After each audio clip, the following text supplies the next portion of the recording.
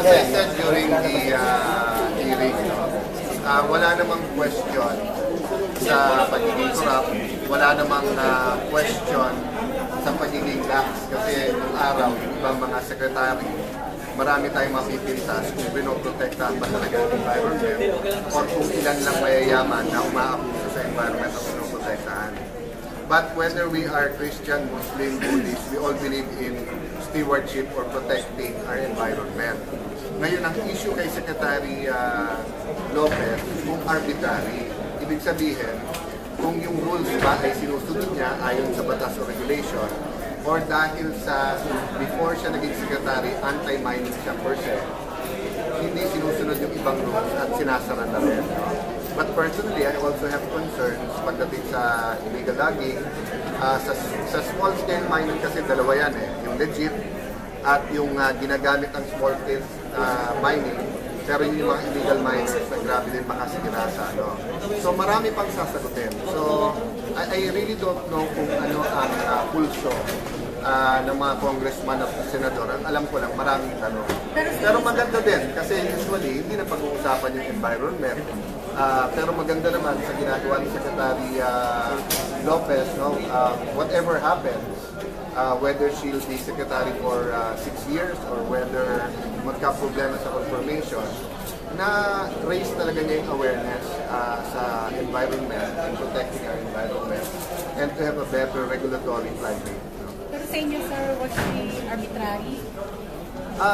Yun ang information na nakuha ko and so far sa unang mga hearing. Ang ibig sabihin kasi ng arbitrary, yung in this case, may rules. Halimbawa, may rules sa ISO 14001 or may rules dun sa pagbibigay ng permit or pagsususpend or ano penalty. Pero nire-replace niya to ng sarili niyang definition o sarili niyang rules. But there are some members who are saying, bigyan natin hanggang May. Kaya ang tanong ko nga, ano yung hinihingi nyo na ibigay till May? Till May, susunod na siya dun sa mga patakaran? Or till May, susubukan niya yung kanyang alternative role ng DNR na gusto niya gawin ay magawa? Sir, ibang topic naman, kahapon si President was asked yung tungkol sa pagiging possible DFA Secretary niyo. And he said, you will be needed by the Senate. Anong tingin niyo yung ibig sabihin ni Pangulo dito sa statement? Nothing has changed and many times in the past that he's mentioned not only DFA but other departments, parati naman consistent. I look at him like a older brother, like a father. So sabi ko, boss, huwag ka muna magdesisyon pagka malapit na yung time na pwede umupo. So sometime April or May, I'll go to see you. And kung ano need mo at that time, susunod naman ako. So dedicated naman ako maging successful sa administration na to. Dedicated naman ako gawin ang trabaho ko na saan man ako. So nandun ako kahapon for a few hours sa Palasyo, nagkaroon ng National Security Council meeting. I also had a few minutes with him. But hindi ko tinanong at hindi niya naman bringing up kasi malayo pa. And I'm fully supportive before of Secretary Yasay and now of acting Secretary Manalo. So I sat beside Secretary Manalo. May konti kaming mga discuss, but isa kong sinabi kung pwede yung mga OFWs magkaroon talaga ng special care, ma-review natin yung mga sistema, and then number 2, yung mga one-stop shop o yung mga first contact ng DFA sa mga tao. And since he's a professional, he's been there for the longest time, hindi politiko yan ng mga ngako na hindi kaya or na kaya na hindi naman o hindi kaya sasabihin kaya. He knows the in and out of the problems. So, and more Filipinos are going to be traveling. Yung tourism, mas mura na ngayon yung pamasahe. Maraming budget airlines ngayon. So napaka-importante na ang Pilipino, pagka bumahe, kahit saan pupunta, they know that they're protected by the Department of Foreign Affairs. Ganon din sa OFW, despite na paglaki ng ating ekonomiya, hindi kumakonte ang umaalis ng bansa para maghanap ng trabaho. So yung budget at saka yung personnel natin, hindi man ganun ka bilis lumaki, pero yung dami ng OFW mabilis. So I'm also concerned if government will be able to cope. Kaya nakikita natin maraming beses na convict na or nasa death row na or habang buhay na yung ebidensya bago binubuso ng pera. To be fair sa DFA, tumutulong sila sa umpisa pa lang. Ang problema, walang pera. Eh, mahal din ang abogado abroad. You know? So I'll be coordinating with the acting secretary, but not in any other capacity except as chairman of the Committee on Foreign Relations sa Senate. So normal lang, just how the House Committee would have dealt with their counterparts. You know? But sir, sure ba na pagka na-lift na yung appointment ban, you will be joining the executive branch with the cabinet? The preference of the President during the campaign was for me to join in the cabinet. Now the need changes. You know? So may mga legislation, may mga kami na gusto namin siguro doon pumasa dito sa Senado. So I'm helping out. You know? Having said that, it's a few months away. So I will not say na may pagbabago, but I cannot tell you for sure kung anong gusto niya.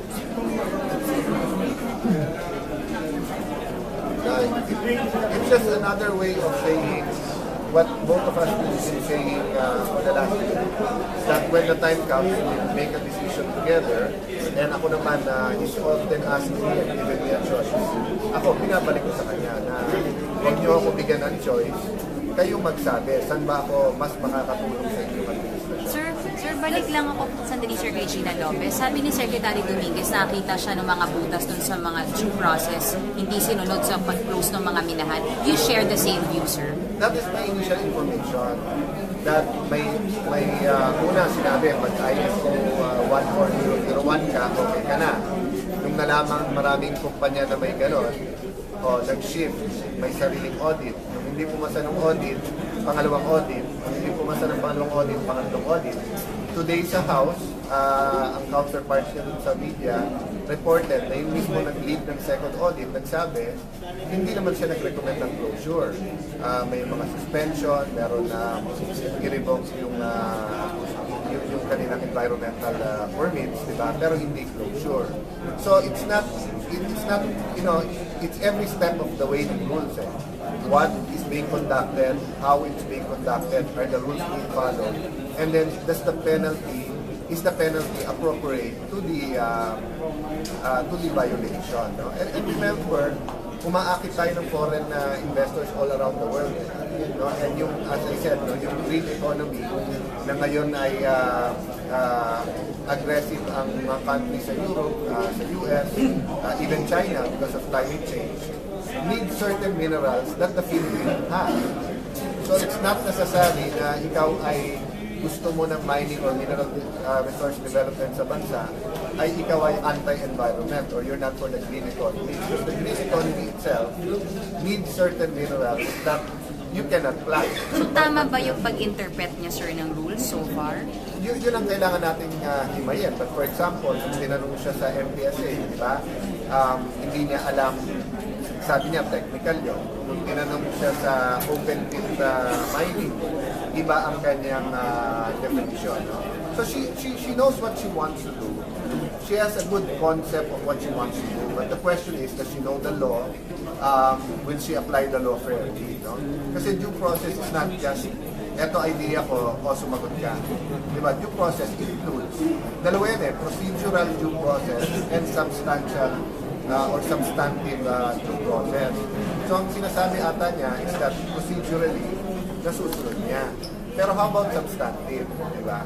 So, may nasabi sa Ms. Letters na specifically mentioned some mining companies na involved in funding this organization. What you say about this? May credits na... Nung campaign kasi, there were certain areas at may mga ilan na into mining na talagang tumodo sa iba niyang kalaban.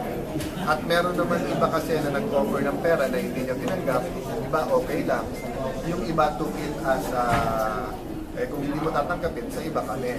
And then, of all the candidates, siya ang very much pro-environment. Diba? So, it's the same with the drug lords. When we went to certain cities and provinces, na-inform kami na may mayaman doon, allegedly drug lord, eto pinupondohan. So, yun yung personal knowledge namin dalawa during the campaign. Now, after the campaign, of course, everyone was saying, election lang yan, at ang instructions naman niya kay Secretary Gina, to be fair, wala siyang pinagantihan, wala siyang sinarget specifically. So I don't have specific information right now who or how much or what. But as I told you in the question una, it's logical for those na tinatamaan sa reform niya to also lobby and also support Islam. Ang problema naman natin parati, where do you draw the line? Kailan ka ba nag-criticize o naglalaki lang? Diba? At kailan ka nag-Islam? Sa akin, yung line is when nag-iimbento ka ng witnesses, nag-iimbento ka ng allegation, and then you're calling for his ouster. Pero napag-usapan ba, sir, sa NSC meeting yung the staff? I cannot think about anything that was spoken there, but the spokesman, Secretary Abella can. Sir, balikan ko yung statement ng President na you are needed in the Senate. Possible ba na you will stay in the Senate even after appointment ban and posible pa ba yung pagiging Senate President? Yung possibility na pag-stay dito, that's always a possibility. I mean, as I said, no, success ng ating bansa, ang success ng ating Pangulo, success ng ating bansa. So I want the President to be successful. Lahat tayo may sariling gustong trabaho. Iba sa inyo, yung iba sa inyo gusto sa desk. Yung iba gusto na sa field parate, yung iba okay lang na sa Senate. Yung iba sa inyo ayaw sa Malacanang at this point in time. So, pero hindi nyo parati nakukuha yung gusto nyo. Diba? Susunod din kayo dun sa pangangailangan ng inyong network o sa expertise ninyo. No? Now, about the Senate President, possible but very improbable. What do I mean? Possible naman anyone sa 24. But what I meant, the probabilities are close to none because I'm supportive of Senate President Coco. Maganda ang team ngayon, maganda ang majority, even ang minority nakakasundo namin ngayon. So walang dahilan. No? Now, kaya ako sinabing hindi naman zero, na kay Senate President Coco din yun. Hindi siya ma-appoint na secretary or or magkaroon tayo ng constitutional change, we don't know. No? But kung balak, zero. Wala akong balak na tumakbong Senate President at this point in time. At I want to support. Ang aking vision talaga yung matupad ang mga pangako ng ating Pangulo. Sir, sa Benham Rice lang, anong tingin niyo dapat na gawin ng government? Do you believe na dumadaan lang talaga yung China? I don't believe there is a problem with Benham rice. There are no other countries, I think at this point in time, that is claiming. Many are asking or are offering their help to explore. Maybe we also want to know anong meron doon. Either to protect the environment or also for their own industries or possible joint ventures dahil alam nila na kailangan natin ng kapital. I know that the DFA and the Chinese counterparts have been talking not just now but since December. And I know na in the past there was a lot of suspicion, but now there's a growing relationship with the Chinese government and people. So ang focus natin as head, as chairing the ASEAN, as the president, chairing the 50th anniversary of ASEAN, is peace and stability sa buong Asia. And I think ang isang priority yung code of conduct. So pag nagawa yun, it will ease etong mga, alam mo, kanya-kanya kasing trabaho yan. Diba? May ibang cabinet members na ang kanyang trabaho is press the alarm button, iba naman is to communicate with the others, the other naman is to get investment. So they're all just playing their role. But as of now, I don't think there is a threat to Vietnam rice, and people can be assured that the government will not only protect it as a territory, but will protect it as an environmental pressure. Pero pinayagan ng Presidente na magkaroon ng research on China.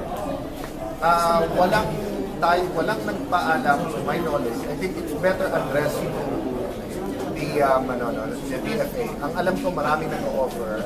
I don't think may pinayagan na, but better yan na answered ng DFA at saka maybe DNR and DOT. But ang alam ko ay, to my knowledge right now, but I also know that the right of use and passage or yung international waters. No? Kasi technical alam mo pag sinabing atin yan, ang dating sa Pilipino, parang ownership. But there's a difference between territory, ownership, and exclusive economic zone. Diba? But ang sinasabi ko sa ating mga kababayan, unlike sa West Philippine Sea, na may dispute tayo not only with China, but also with Malaysia, Vietnam, and other countries, walang dispute dito sa kabila. Diba? So, tama na maging vigilant tayo, pero huwag po kayong mag-alala. Walang pupukpugin yan. And the government will be vigilant in protecting them. Not only as part of our EEC, but also yung environment, yung coral cover, yung ecology doon sa lugar niya. Next, I have to attend the focus.